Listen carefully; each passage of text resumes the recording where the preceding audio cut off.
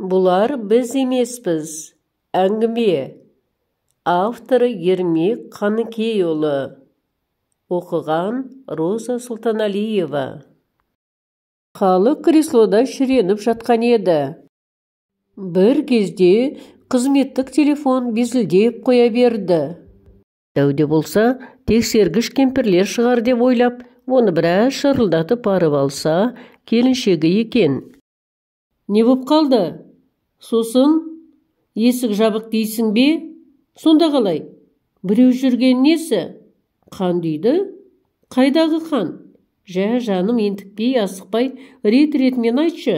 Ол телефонмен пәтерде болған адам сенгісіз оқиғаны айтып жатқан жұбайының сөздерінен түк түсіне алмаған соң оны әрең тоқтатты. Сосын балаларды алып таксимен маған келіңдер деп кеңес берді. Ал өзі бұл жерді тастап шығуға тәуекел ете алмады. Жеп отырған наны қалай деп болады? Жау жағадан алғанда бөрітектен тартатын әдет емес пе? Ең бастысы өздері аман көрінеді. Мазасы кеткен халық Қонаев пен Қабанбай Батыр көшесінің қиылысында әйелін күтіп тұрды. Ол жұбайы үшінші балаға аяғы ауырлап қалған соң, шалғай саяжайдағы времянкасында су мен жол қатынасының қыстағы қиындығын ойлап, қатты сасқан еді. Бірақ бәрі сәтімен бола кетті.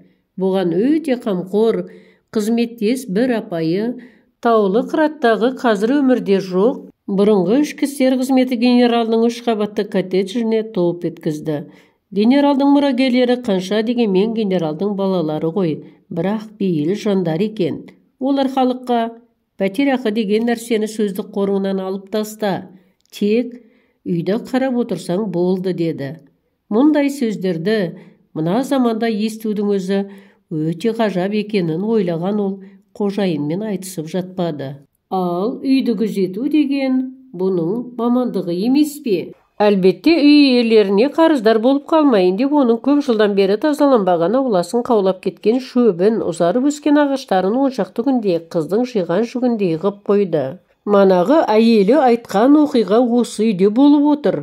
Түсінсем бұйырмасын, есік жабық, бірақ іште біреу жүр дейді. Қайдан кірген сонда? Шайтан шығар? Деп ойлаған ол бұл сөзінен өзі түршігіп кетті. Ойлаудың өзі сұмдық қой. Араға жарты сағат салмай балаларды сүйреп жеткен келіншегінің түрін көріп халық тіпті шошып отыр. Қарны үшкірейіп, көзі ісіп, қимылы әбігер боп қалған әйелі әуелі айы күні болмай. Бәрі де мүмкін еді ғой. Содан балалары мен әйелін жұмысына алып кеп тар бөлмеде тамаша болды да қалды. Фойедегі бұлғары диван екұлға төсек болуға жарайды екен. Ал Айша күзетшілері қисаятын қысқа төсекке аяғын бүгіп жатса, сиятын болып шықты. Әуелі аз-мұз жүрек жалғап алу керек екен. Жұмыстан шығып балаларды балабақшадан алған әйелі тамақтанбақ тұрсын қашып келді. Бірақ екі ұлдың ойларында түк жоқ. Бала емес пе? Мектептің ішін азан-қазан қылды. Әкесін осындай үлкен жерге бастық екен деп ойлаған болулары керек. Жүгіріп әбден шаршаған соң пысылдап ұйықтап қалды. Оңашада халыққа келіншегі үйде болған жайтты қарның құшақтап отырып былайша мәлім етті. Күндегіше қақпаның құлпын ашып үйге келдік. Сыртқы есікті аштық, ішкісі де жабық қой, оны да аштым. Содан залға кірдім, ойымда түк жоқ. Содан қарасам, қақпаға қараған терезенің пердесі бір түрлі болып тұр. Қалай десем екен, біреу тартқылағандай байқаймын, терезе саталақ, айнаның алдындағы шкатулкам шашылып жатыр. Қайда болушы еді? Жерде бір жартысы айнаның алдында, ал айнаның беті қан жоса. Астапыралла, ол не қылған қан екен, оның қан екенін сен қалай білдің? Қанды білмей не бопты? Қан қып-қызыл болады емес пе? Раса. Сосын жан-жағыма қарадым. Каминнің жанындағы үстелдің үстіндегі қағаздар шашылып жатыр, және қабырғада ілулі тұрған генералдың суреті қисайып қапты. Мәссаған, генералды қисайтыпты дейсің бе? Апырай, ол өзі таңдайсыған екен. Көреміз ертең кіммен ойнап жүргенін. Айтпақшы, сен кеше бір кітап оқып жатыр едің ғой, соны қайда қойып ең? Деп сұрады Айша. Диванның қырына қойғам. Ендеше ол да жерде жатыр.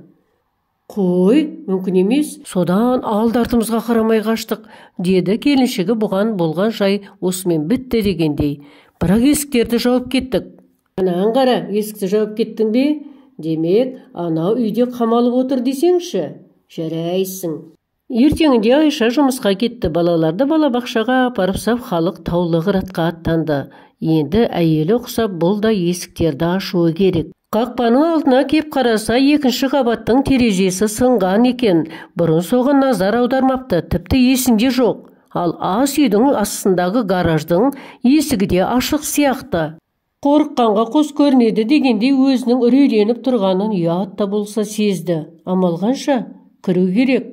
Айшаның айтқаны рас екен. Сарайдан балтаны алды. Сақтықта қорлық жоқ. Ас үй жақтан бір әлсіздеу тықыр естіледі. Айшек сырын, саған еще банкет керек екен ғой.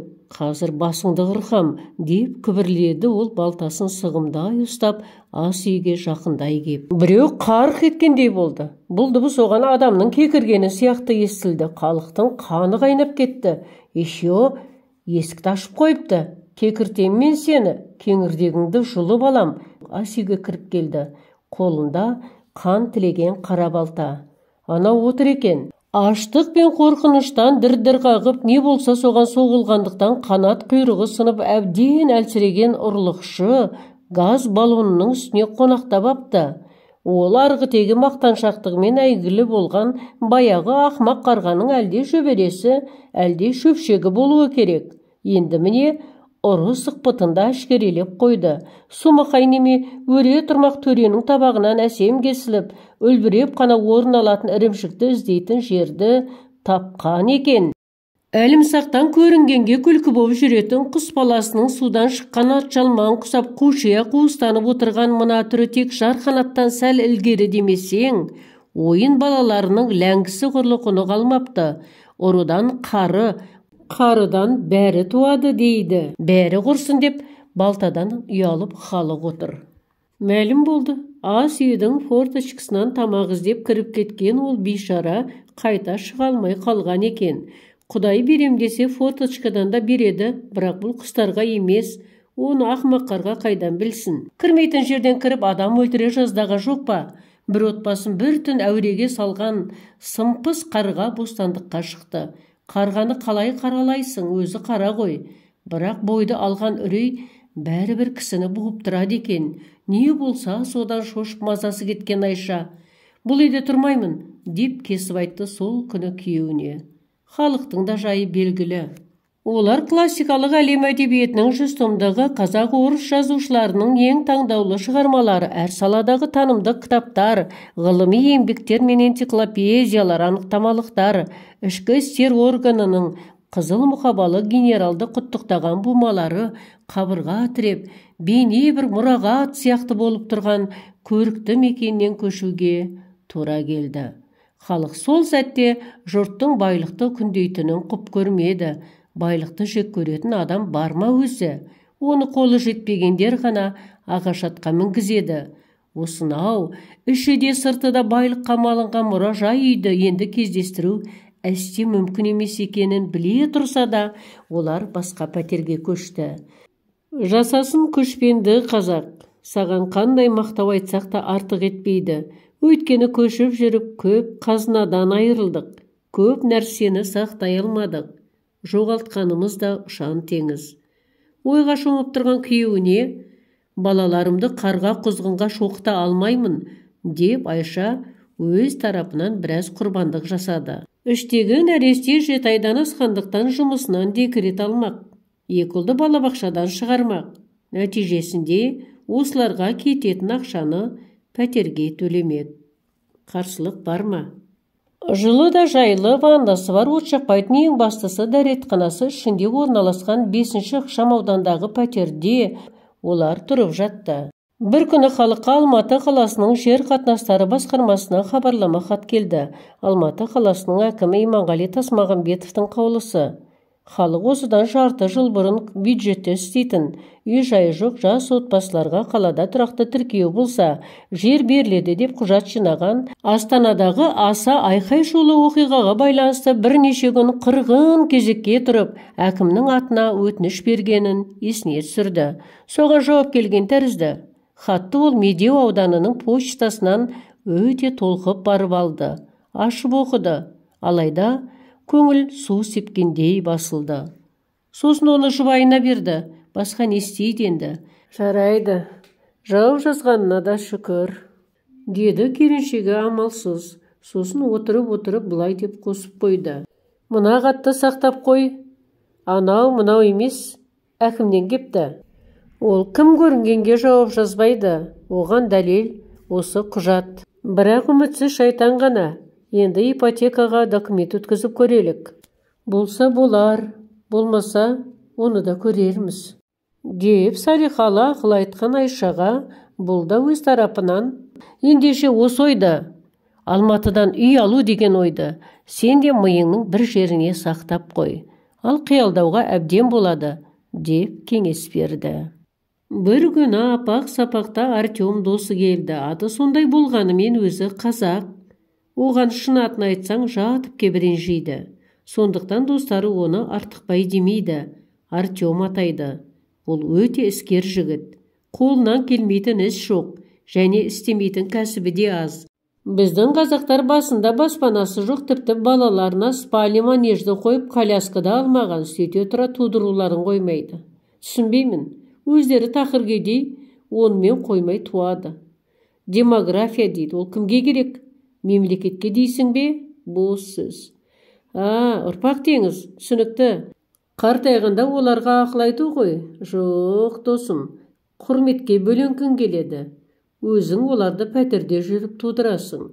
Сосын өзіңнен өткен кедейшілікке қалдырасың.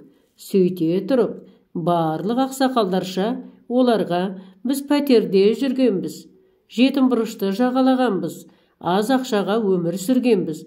Ал сендер не көріп жүрсіңдер? Түкте, төзіңдер, шыдаңдар, бас көтермеңдер деп өсиет айтуды жалғастыру ма?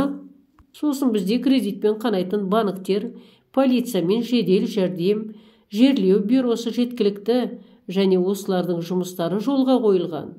Халық аман болса, нотариустар мен жол полициясының жұмыстары ешқашан тоқтамайды. Мен саған бір ащы ақиқатты айтайын. Қазірден бастап қарттар үйіне жазылып қоюдың артықтығы жоқ. Бізде бәрі ұзақ мерзімге жоспарланған ғой.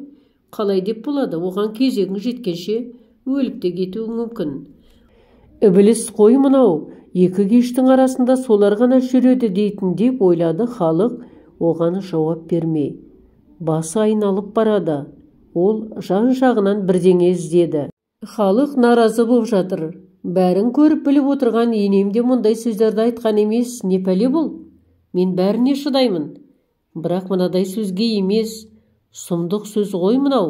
Кең дүниені тарылтып жүрген мына адам бас сирағын бүктеп өз қарнына сала салса, сыйып кететінін білмей ме?